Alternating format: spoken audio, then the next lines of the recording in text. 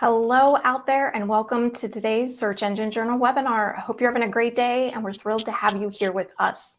I am joined by Jon Earnshaw, Chief Product Evangelist and co-founder of Datametrics, and Sophie Moule, the head of product and marketing at Datametrics. Thank you both for being here with us today.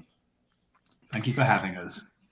Awesome. All right, so today everybody is here to talk about the actionable ways to improve the ROI of your SEO strategy. Right now in today's space, it's never been more important to prove ROI to your stakeholders. And the tactics that Jon and Sophie are going to lay out, they're actionable, they're things that you're going to be able to take back to your desk once you get right back to work. Not that this isn't work, but you know what I mean. So let's get to it. My name's Heather. I'm going to be your moderator today. Please use hashtag SEJ webinars to share any cool tidbits from today's learning on social. I'm going to go over some quick housekeeping and then I'm going to turn this over to Jon and Sophie. So if you do experience any technical difficulties, please use the chat box to let us know. We're monitoring that and we'll be able to troubleshoot if you need anything. There's a tab for questions and for chat. So if you have questions, we will be taking questions at the end of the presentation. If you see a question that somebody has asked that you do like, give it the little thumbs up and you can upvote that. And that tells us it's a little bit more important to all you out there viewing today. And so we're going to answer as many of them as we can at the end of the presentation.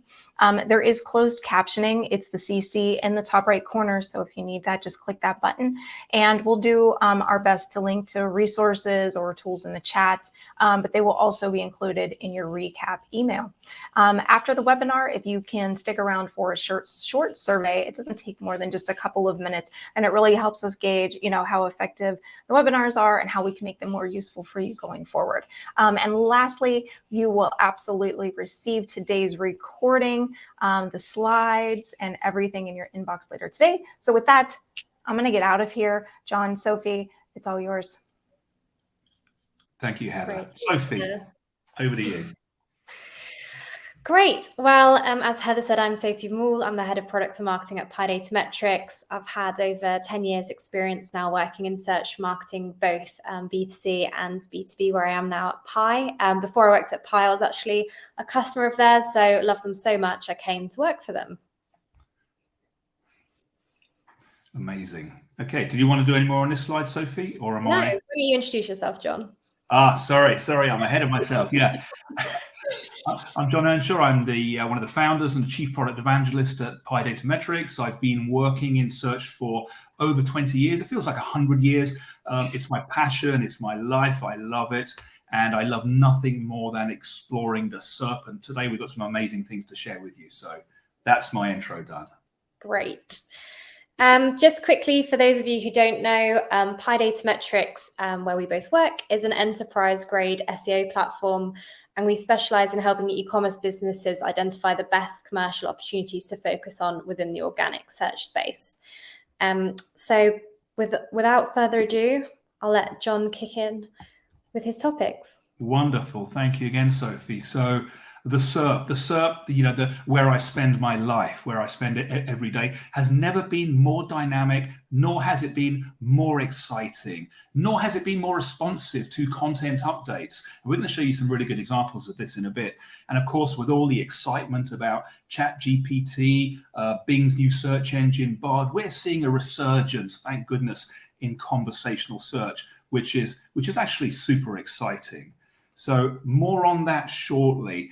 Notable updates of recent. We couldn't do this without mentioning that recent core update. Going to show you some data on that shortly. Was it big? Was it bad? Who knows? We'll share some insights. Then, of course, we've had the most recent helpful content update, a product review update. We'll touch on the core in a second. But before we do that, Sophie, I've got a question for you. With all these rules constantly changing, how on earth do you keep up? Yeah, very good question. So it's arguably never been a better time, or perhaps a worse time to be an SEO than at the moment, because there are things flying all over the place that as SEOs, we obviously have to keep up to date with and make sure we're on top of. People like Jon, incredibly passionate about all of these updates. And you're probably going to be asked by senior stakeholders in the business about these things. But what we're really passionate about at Pi is that you can get a long way and find a lot of value in getting the fundamentals right still in SEO and getting some of those basics sorted by simply focusing and prioritizing on the areas of the highest opportunity. But before we go into those kind of quick steps, I'll let Jon indulge you in the March core update and findings we've had so far. Thank you, Sophie. I'd love to. And while we do that, I'm just looking to see where all these people are coming from in a chat. Oklahoma, Vermont, Buffalo, LA. It's amazing. Anyway, back to the core update. This was long awaited. Up until now, for the past 3 years, we had updates every 3 months, 117, 121 days between them. What sort of impact? Potentially less, because elements of it have been filtering into those helpful content updates and other updates. But let's take a look. So here we have a visibility index. This is a super interesting one. This is based on some global publishers, just happens to be in the German market. And if you look at this visibility index, we got an axis on the left of 0 to 100. And then we've got the last 3 months, well, since the 1st of January. And you can see the core update, the impact of that. Every single one of these publishers took a dive, which is interesting, because if you look back, there was this update that Google rolled out in January the 18th, I think. And some of these websites, they actually went up in that update, only to have it taken away a couple of months later with that core update. Now, I know everybody loves a disaster. I know this from LinkedIn whenever I post, but take a look at this. If you think this core wasn't big, this is a major UK website that lost a ton of visibility. This website, hi, your money or your life. You all know what that means. The content on this website could potentially affect the future health, wealth, or well-being of the audience. And my word, they still haven't recovered to this day. I looked at the site and it was obvious. No quality signals. Who were they writing the content for? Who was writing the content? And where were the references? None of that was to be found. That's a shocker, isn't it, Sophie? Yeah, I love a disaster story, as everyone else in the SEO world does. Apparently people don't react to success stories, only disaster stories. So yeah, I sometimes put a good one on LinkedIn and get nothing, absolutely nothing. So, Sophie, I'm going to pass back to you. Yeah, so with all this in mind, as I said before, it's really important to remember that you can get so far in SEO with just getting those foundations right. So we're going to go through 5 ways now that we found helping our customers to really drastically improve the ROI of their organic search strategy. So I'm going to start off with one of my favorite topics, seasonal keyword trends. So before I go into some of the insights on this, we're just going to have a quick poll. So I believe there'll be a poll coming up imminently. So the poll is, are you currently using search trend data within your business? So there's a couple of options here. Yes, within the search function. Yes, across the wider organization. So perhaps sharing those insights with brand or product teams, or not currently at all. So I'm just going to give a couple of seconds for people to submit their answers on those things. I'm really interested to see the results on this, because I've got a feeling it might not be as widely used as it could be, but let's see what the results come out as. I just submitted mine. Did you? Yeah, I did. I put do it later. No, do it now. I didn't want to tarnish the results. Just to chime in, if that didn't pop up for anyone, it's under the polls tab. But right now, so leading the charge, yes, we've got 40% saying yes within the search function and 34% saying not currently all. The remainder of saying yes across the wider organization. Okay, brilliant. Thanks, Heather. So one of the things I learned while I was working on kind of B2C side of marketing within search was how invaluable this search data can be to the rest of the organization. I think sometimes in SEO, we forget that our roots are in marketing. Marketing is all about anticipating customer needs. So in this world of unpredictability, it's always nice to find something that is predictable. So within search trend data, particularly if you're tracking it back historically, so here we've got 3 years back of historical search trend data across the fashion sector. you can see that there are some very obvious patterns with these search trends. So I've specifically pulled out the category of coats and jackets here. Arguably not a surprise that this category peaks in the winter months. But I think it is a surprise how early the demand for these products start to increase, all the way basically from June. So using some of these repeatable search trends and spotting where those real peaks are and where those increases in the peaks are can really help ensure that you've got the content not just produced but optimized at the right time to really capitalize on all of that demand. Also, if you go down really granularly into the data, you can start seeing those specific products that people are searching for, which I've found absolutely invaluable to hand across to product and merchandising teams within the business. Because it's all very well and good optimizing your content for some of those products, but if you haven't got anything to sell, then obviously you're kind of going to fall short there. So communication and collaboration across teams is really key here. So just to quickly summarize how we do this, so we categorize all of our search terms to be in line, usually with the categories and subcategories within the navigation of a website. Monitor that collective search volume over quite a long period of time. So I said we use 3 years here. Just identify those peaks and troughs and plan your content well in advance of those peaks, and also share that data with other teams across the business, for example, product and merchandising. We've got a much more thorough guide on how to do this, which is downloadable from these slides here. Right, so that's seasonal trends. The second point I'm going to make is around finding and capitalizing on low-hanging fruit. So within search, when we're working with our content teams, we spend an awful lot of money, obviously, creating that content and getting it live. And there's a lot of that content that does rank really well within Google. So here we have a chart of revenue opportunity for different pieces of content for this particular website. It shows the amount of commercial opportunity these topics could have and these products could have, which is kind of this very pale blue line here, but the pink line in this chart represents all of the revenue opportunity from URLs and content sitting on page 2 and 3 within the SERPs. So the effort has gone in to create this content to get it ranking really well, but it's just not quite in that conversion zone for e-commerce websites. People aren't going to click through and see your products. So it's a really good place to focus your attention because, as I said, this is already there for the taking. And one of the biggest reasons why people can't get their content from pages 2 and 3 onto page 1 is one of Jon Earnshaw's favorite topics, which is content conflict, otherwise known as cannibalization. So you gave me a really good stat, Jon, recently around the amount of barriers competing with yourself in the SERP actually presents, didn't you? Yeah, absolutely, Sophie. We did an analysis of tens of thousands of searches across hundreds of big retailers. And we found that 40% of the content that is off page 1, sitting on 2 and 3, is actually as a result of cannibalization. So it's really shocking. Yeah, so just to reiterate, 40% of the time you're actually competing with yourself and not your competitors. So sorting that out, monitoring the conflict health of your website is obviously really important, and prioritizing that by potential traffic impact. So really looking at the terms that are high volume, high value, and making sure that you sort out those conflicting URLs first, rather than just getting lost in the weeds of trying to sort out every conflicting URL on your website, because obviously that's a pretty impossible task. Right, I'm going to hand over to Jon for point 3. Summarized all of that already. So over to you, Jon.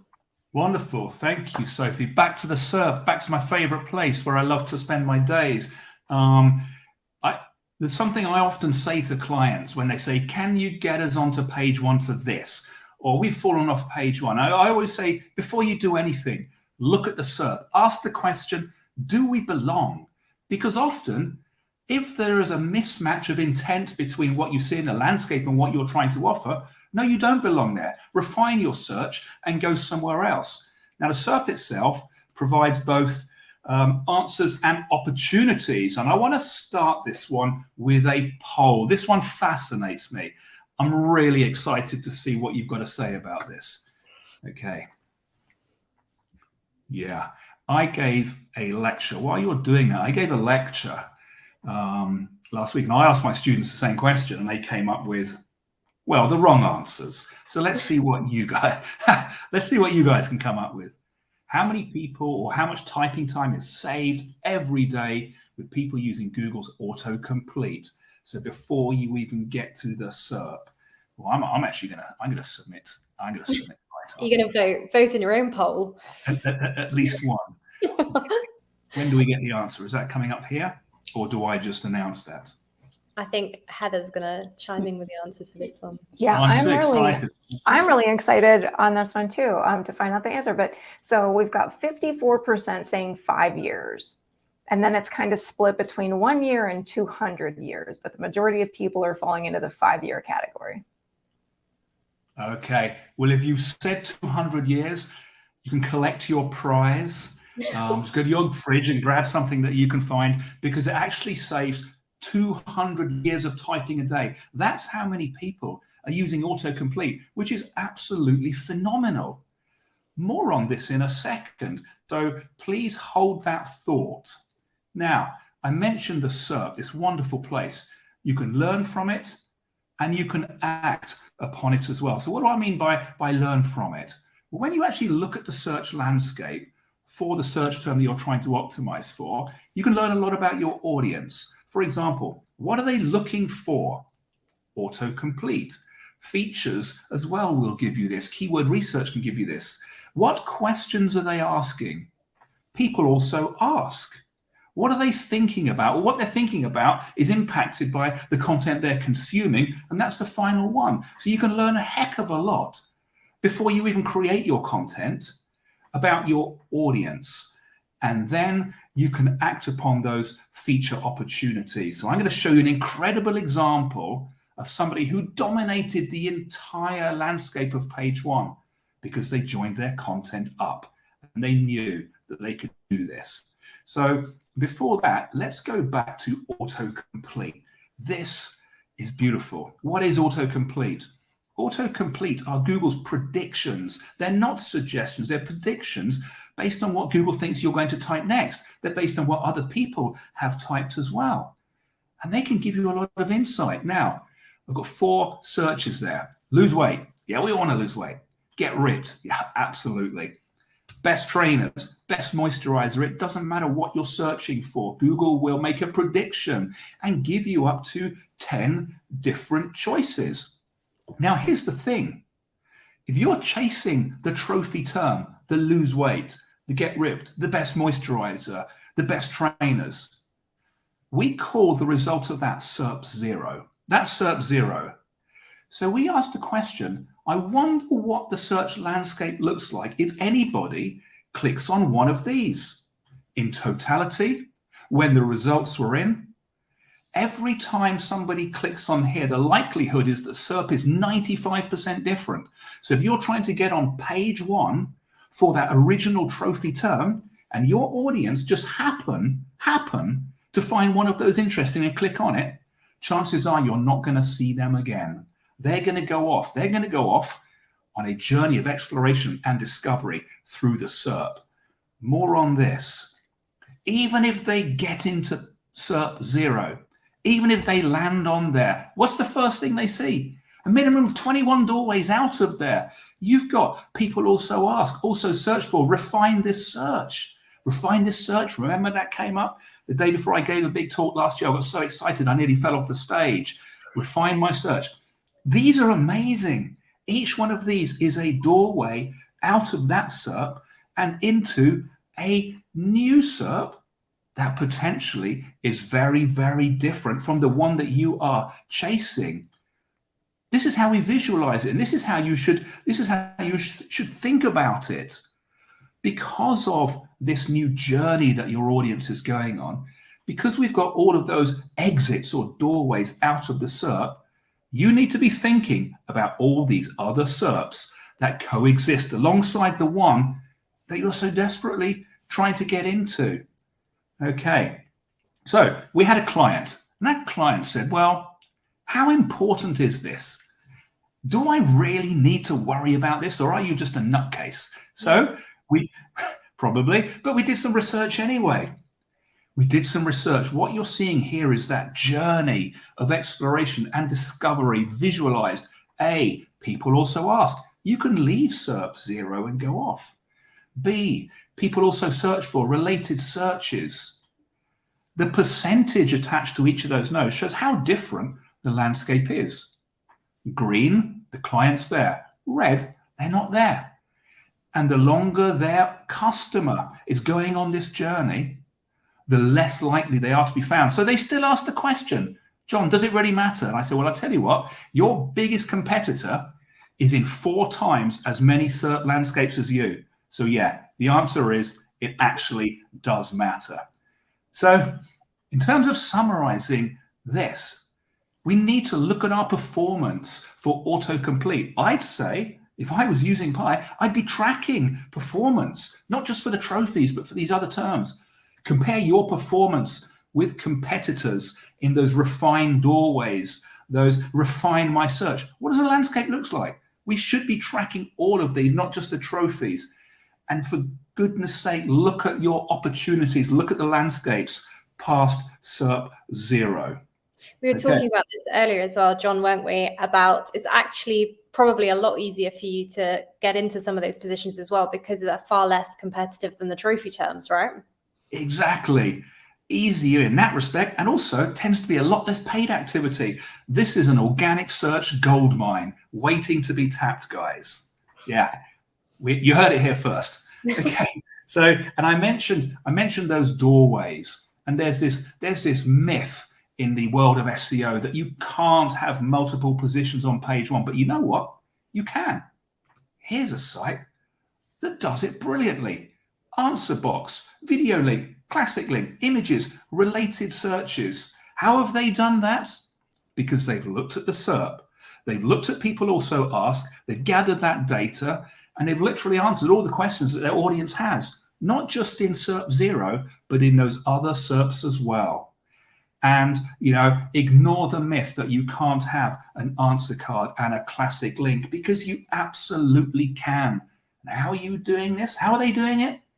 If there's an image block, you've got images, optimize your images, name them what they are to match the theme of the page. Not 1, 2, 3, 4, JPEG, but men's blazer in blue, JPEG. If the answer box is there, monitor the landscape, look for the opportunities, get onto page 1 and get the answer box.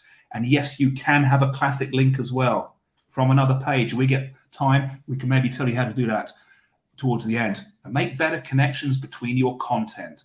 The better we get at doing that, the better your audience will understand the relationship between your content, and the better your visibility will be. Okay. So moving on from there. Now, at the start, I mentioned BARD and, my mind's gone, AI and conversation. So conversational search is on the increase, and this leads us neatly into informational searches. And that brings us to our very next poll, which is going to pop up on your screens shortly. In searches related to travel, which of these categories returns by far the highest amount of people also ask? It's a good question. A good question. I got the answer wrong because I thought, people also ask, informational search result. Which of these do people have the most questions about? Flights, holiday types, or accommodation? Just because I can't vote, I'm going to throw mine out there. I think it's accommodation. And I'm going to put that in for you, Heather. I just voted accommodation for you. Thanks, John. That's all right. We have 46 people saying accommodation, and that is not why I picked it. I picked mine first. We've got 33% saying flights and about 20% saying holiday types. Okay. Correct answer. It's flights. It's flights. Amazing. And it's so important that you know this, because if you've got content related to either of those 3 subcategories, if you like, then you know where the opportunities are. You know the questions that Google believes the audience has on their minds in relation to that. And they have more questions about flights. So we need more informational content. So this brings us right back into informational content, something that we love to analyze, the SERP. We've got two views of the SERP here. On the left, we've got a SERP radar, where you can analyze a subcategory like flights or accommodation over a period of time. And you can compare that to last month, to the month before, to 3, 6, 9 months ago. And what can you learn from this? You can see how the search landscape is changing. You can see how intent is changing. And you can see what's becoming more important, what's becoming less important. Okay, top center answer cards, not so many, but at 4 o'clock, people also ask, which means that your audience have a lot of questions on their minds. So those answer cards unfilled are there for the taking. Of course, you've got to get onto page 1 first. How do you do that? Well, you answer the questions in the people also ask and align your content with intent. Now, then we get more granular and we look day by day at individual terms or page themes, and we can see where the images are going up and the images are going down. We can see whether video links or top stories there in green are important. And what can we do with this? Well, we can learn from it. And I've got a great example, and I was showing you this earlier, Sophie, how to compete with the big guys. So there's a client I love in the UK. They're called Hilda. I'll give them a shout out. They're probably not in the audience, but anyway, the subject, it's all about the menopause. Okay, and they are sort of beating the drum and trying to get the message out about the amazing things that you can do. I sold it so badly there. But anyway, they said, we want to own the answer card. How do we do this? I said, well, let's go into the SERP and let's analyze it. Let's look at people also ask. What are the questions that Google believes your audience have on their mind? Those are the questions. Not just that one there, but let's look at others as well. Of course, we theme our content. We have to remember that this is hire your money or your life. So we have to send out quality signals and do all of that. But if we align our content with intent, within 48 hours, you have a beautiful answer card. And it doesn't get much better than that. That made my day, made my week. And you know what? In this age of conversational search, if I'm sitting in my lounge and I say, hey, Siri, what are the best menopause supplements? I wouldn't say that, but my mum might say it. You know, this brand gets into the lounge, and that's how you do it. Okay, I love that little story. So at this point, Sophie, I'm going to be quiet and hand back to you. Thanks. Before we move on as well, another thing we were talking about earlier on that informational searches point was that it may seem anti-intuitive to not send people straight to a product page or straight to a page that you think is going to lead to a direct ROI straight away. But after conducting some thorough research, we realized that when you land someone on informational content, when they've come from something like People Also Ask, where you're answering your audience's question, they're actually far more likely to go through and convert on your website for products at a higher average order value, and also far more likely to have return visits as well, because you've helped them answer their questions. You've built trust with that audience, and directing them to that content is actually a really good commercial focus. 100%. Right. Final point. So find and increase your share value.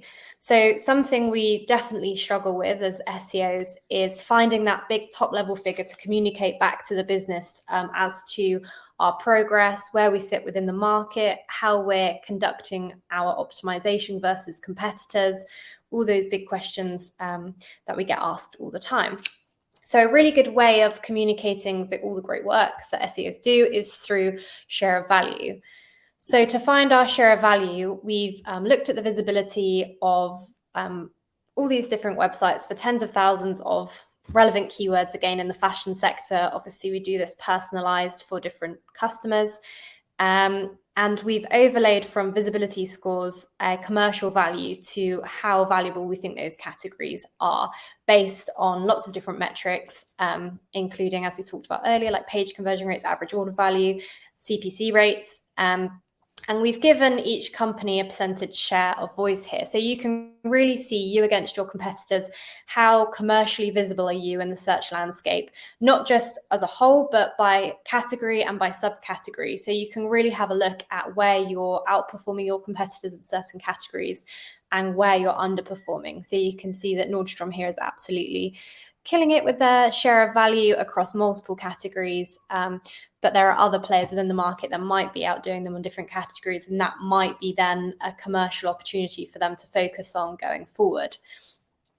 We find monitoring this obviously continuously is really helpful, but quarterly actually really helps because you can really see how much progress you've made over time. Communicate that back to the business is a really good metric to try and get business level buy-in to the work you're doing and for future business cases as well.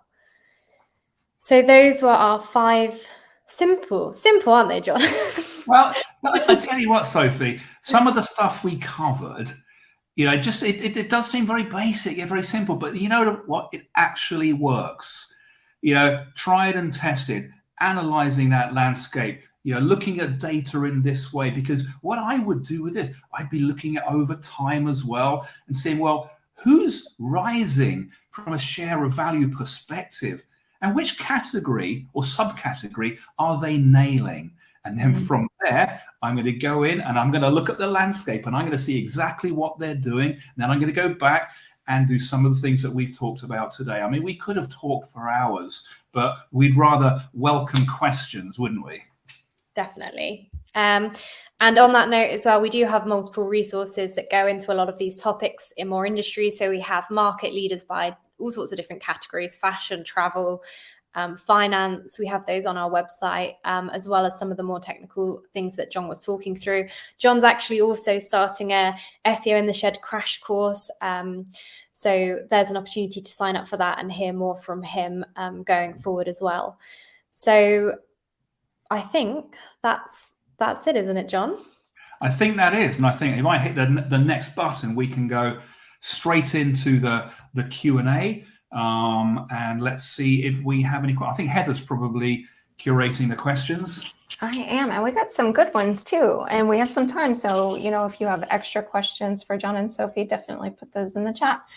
Awesome. Okay, so let's see. Let me grab this over here.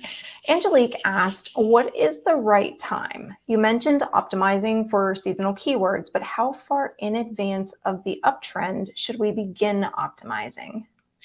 This is a great question. So obviously it will be different for different topics. So looking over time at those things, you'll be able to see different trends in different topics, obviously with different categories and subcategories. So they'll have different trajectories: slower growth, faster growth. So if you keep a continuous eye on it over time, you'll be able to see different things will peak at different times of year. But optimizing your content and getting that out kind of, well in advance of the peak, months, I would say, what it allows you to do is get as much traffic to your site organically as possible for that. We saw the increase in the peak. So a month or two before that increase starts, looking at getting your content live and optimized for that period. And then when you are at the peak, you'll be able to use your paid marketing and advertising a lot more effectively because people have already visited your site. So you can use things like retargeting. You might have done data capture, so you can use email at that point. So at that demand peak where CPCs are probably incredibly high and everybody else is competing and trying to get into that space, hopefully you've already influenced your audiences on those types of things. And you can use your paid advertising and marketing in a really tactical way at those points. And then after you've seen a peak, it's really important to evaluate, is that going to happen again next year? Like based on the past trends, do we think this is going to happen again next year? Or is there going to be something else that we think might be coming up where we could direct some of that value to instead? So hopefully that answers that question. Perfect. So couple questions around keyword cannibalization that came in during that section. So I'm going to go through a couple of these. So Chris asks, are there any good tools for getting rid of keyword cannibalization? We could spend hours, and I'm not going to, I promise, but was that from Chris, Heather? Was it? Oh, well, and Chris is welcome to reach out afterwards.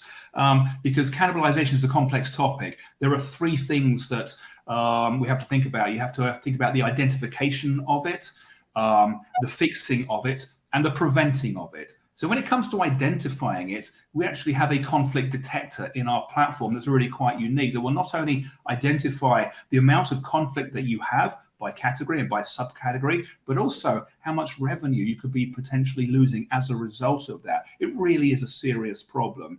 When it comes to fixing, and to be honest, that's a very unique tool. I don't think another one exists. When it comes to fixing it, it's about identifying those pages in conflict and asking the question, which one do I want to become the doorway into my world? Which one do I want to see? Because if I don't make the decision, Google's going to carry on, make the decision one day this page, one day this page, and my visibility will lower. So make the decision, strengthen the theme, the title, and utilize internal links to actually point up to that one.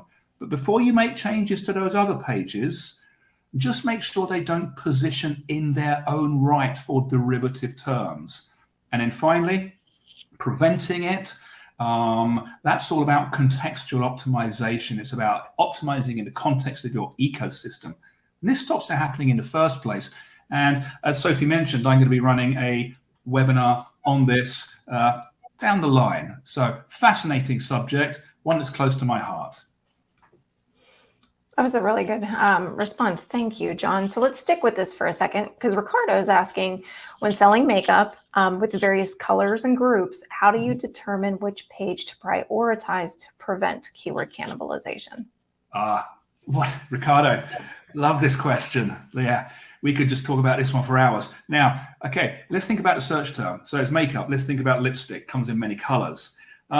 So if you are suffering from conflict, cannibalization for the keyword lipstick, and you find that you've got red lipstick, blue lipstick, green lipstick, orange lipstick, all conflicting with each other, which of course they will do if you don't have a more senior page, a category page. And this is often the case that we run into with clients. When you've got multiple products competing, if there's that much competition, and you're losing revenue, then you need to make a page that sits above those, that you can channel the authority up for the trophy term. And then critically, these lower pages, the red, the green, the yellow, the orange, they can cross-link to each other. So if you want red lipstick, you can go there. If you want green, you can go there. But if you just want lipstick, you go up there. If you want red, yellow, and green, you go down there.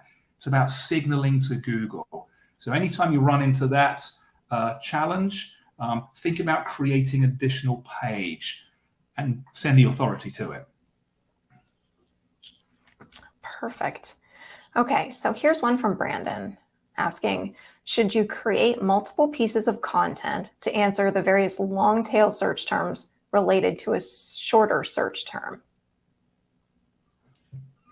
Wonderful question, Brandon. Thank you. It depends, and that's the age old. It depends. I would say if there is enough search volume, then I think it should warrant its own page. Problem is, as we move into conversational search and longer tail, you're not going to see any search volumes. So that goes out the window. So you're going to need to go with your gut.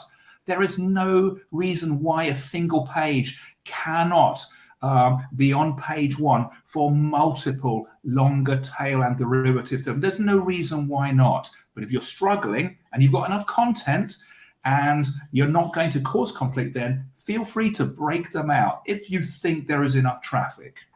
You can try with one first and then break out. Okay.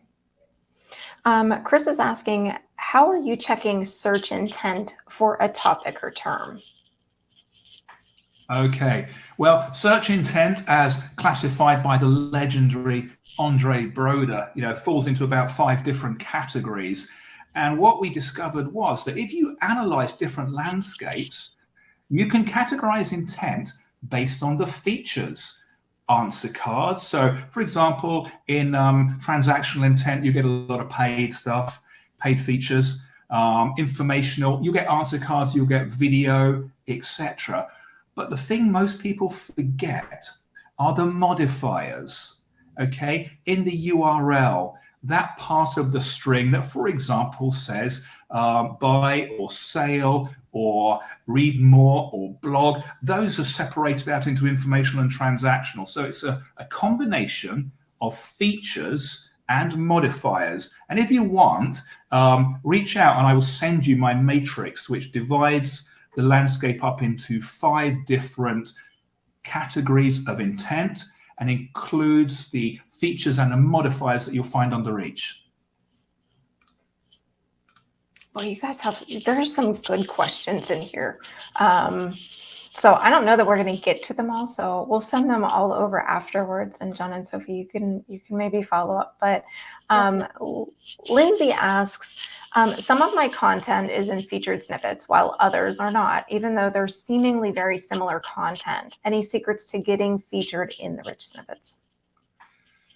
Okay, well, if we're talking about answer cards, which is the classic snippet that most people want to get found in, first secret, of course, is to get onto page 1. You have to get onto page 1. If you're not on page 1, you can't get that answer card or answer box. Having said that, once you get onto page 1 and then you want to own an answer card, don't just look at the people also ask in SERP 0.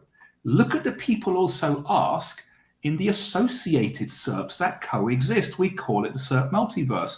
Where do you find these?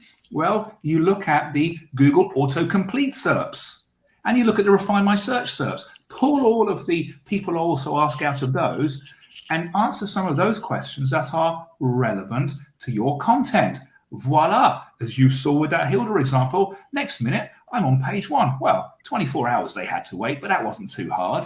Now, the next thing, here's the secret sauce. Oh my goodness, my classic link has vanished. Yeah, it has. You can find it, but you know, there's no reason why you can't have another. You just get a complimentary page and link to that from your one that forms the SERP.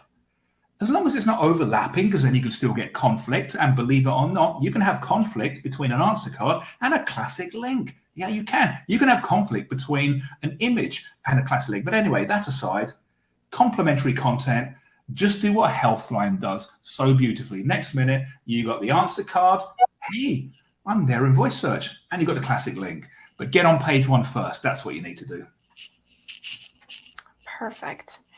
All right. Let's see. So a good one from Maddie Miller. Maddie asks, as a one-person do-it-all marketing team, what's your best recommendation for simply improving position in the SERP? It's very nice out today. I wish I was in the surf somewhere. We have prioritized content marketing based on keyword research and autocomplete searches, but just not sure what to do next or the best ways to optimize this content. So any tips for a small marketing team looking to make better? Okay, always start with the SERP. As we said, you always start with the SERP and make sure you're learning everything that you can from the SERP. Having said that, the SERP contains your competitors. So if you take in bulk, with maybe 100 search terms, 200, 300, 500, 1,000, whatever it is, and analyze the competitors, okay? Don't just analyze the competitors today, but you need to be tracking your competitors with whatever platform others are available, of course. Monitor your competitors and look to see, I would have passed you out, which ones have been improving, particularly around the time of either the helpful content or the product review or the core updates. The first 2 are more you can respond to more quickly. And then take note of the ones that have improved and then go and take a look at them and ask yourself the question, what are they doing that I could potentially be doing? Because Google is obviously rewarding those competitors. So it's no good just looking at the SERP today for one term. Look at the SERP over time for multiple terms. And I would say algorithmic adherence is super important. If you review products, to what extent do you need to follow the product review guidelines? Well, that depends on how closely your competitors adhere to it. If they do all 10 things that Google's looking for, or they do 5 of them, you need to do at least 7.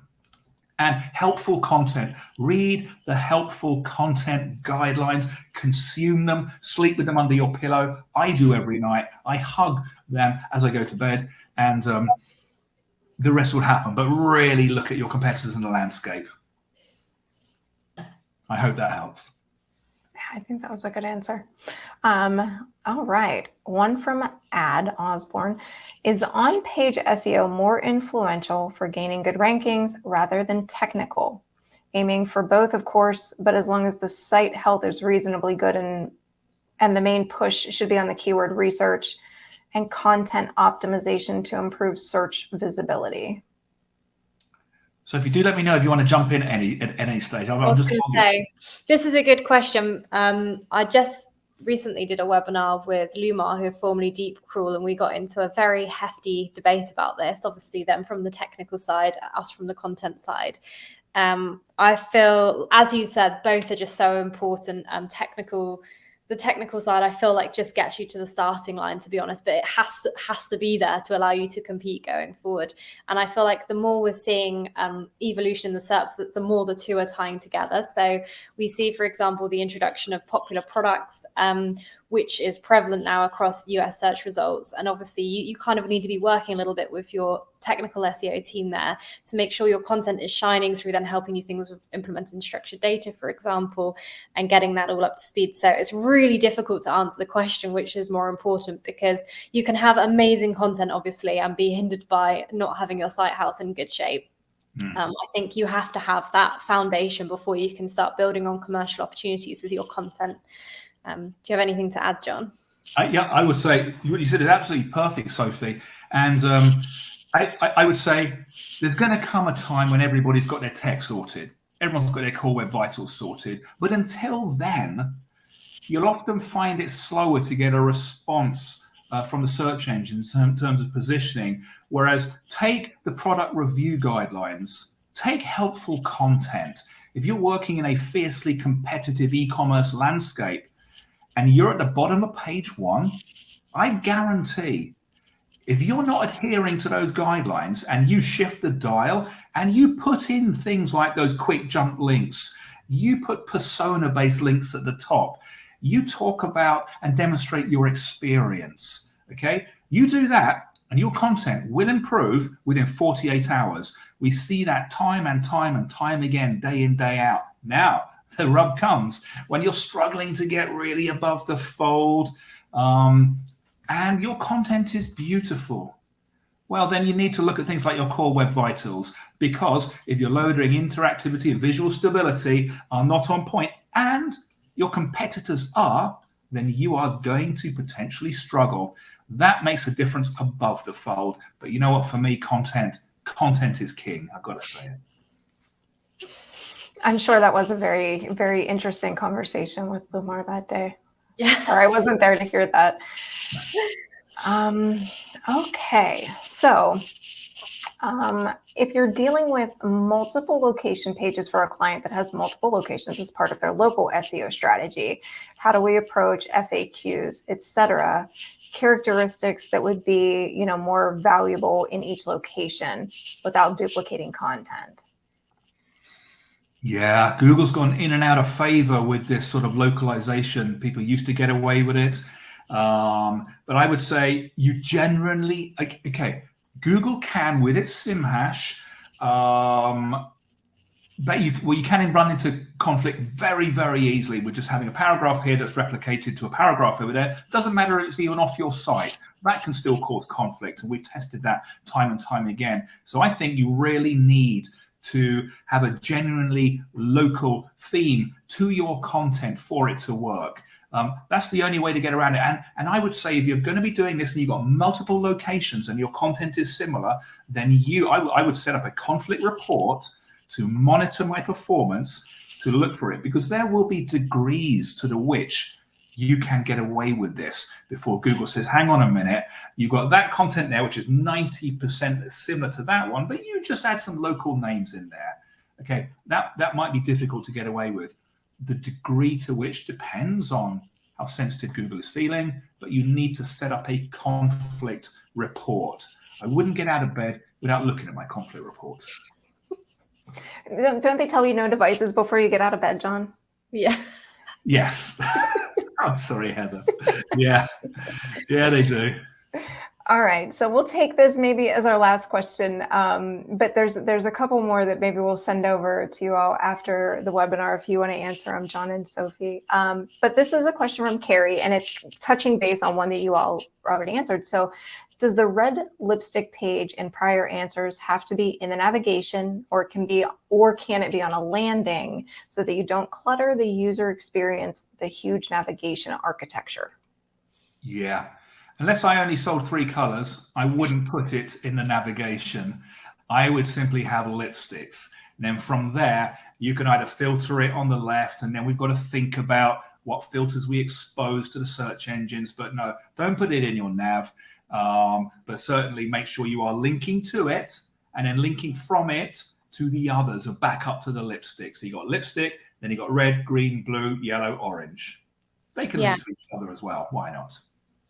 Obviously use the breadcrumb for all of that. And a sneaky trick we actually used when I was working in e-commerce was for focus products. So we didn't clutter the navigation and have all the merchandisers kind of shout at us. If there was a focus product or we wanted a really high authority link to go through to that category page, we put it in the footer. It's kind of hidden and it gives you some good authority to go through to that page without cluttering the navigation. Great advice. Okay, we're going to leave. This will be the last question because, you know, I've been seeing this in several places, not just this webinar. And it's hot right now. It's a hot topic. Can we use AI tools like ChatGPT to optimize our content? Thank you, Ranjita, for sending in that question. Oh, we could do it a month. How happy are you, Jon, right now? Trust me, I'm restraining myself. You can do the most wonderful things with ChatGPT. I can't even begin. I'm not going to go off on one, but can you use it for research? Absolutely. Can you use it to help pull off? It's like going into a library and pulling a load of different content and bringing it together. Absolutely. But you cannot simply roll that out and serve it up, because what is Google looking for? What did Google announce as part of EAT?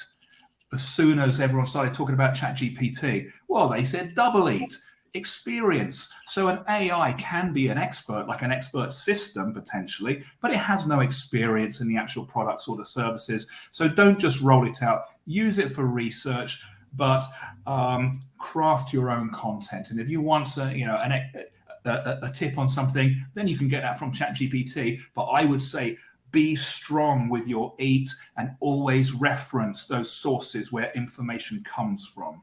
So it's not, Google's going to pick up on that. And there are plenty of tools already that will say, yeah, that's not human, that's a robot content.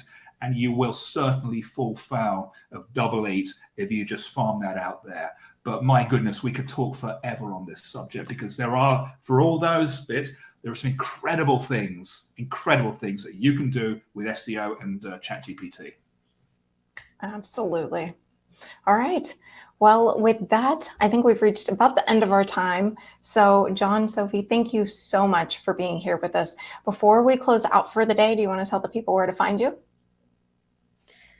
Yeah, definitely. So you can find us on our website, obviously, datametrics.com. We have, as we said, the Jon's SEO crash course coming up, but also on our website, you'll find loads of resources on the blog, through the category pages on the blog, actually. Very well implemented, thanks to Jon's advice.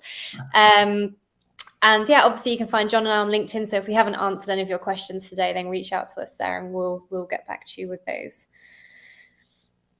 100%. And just want to say thank you so much for your time, everyone. Thanks for the comments. Lovely to see where you're all coming from. It's been such a pleasure to be here. Thank you.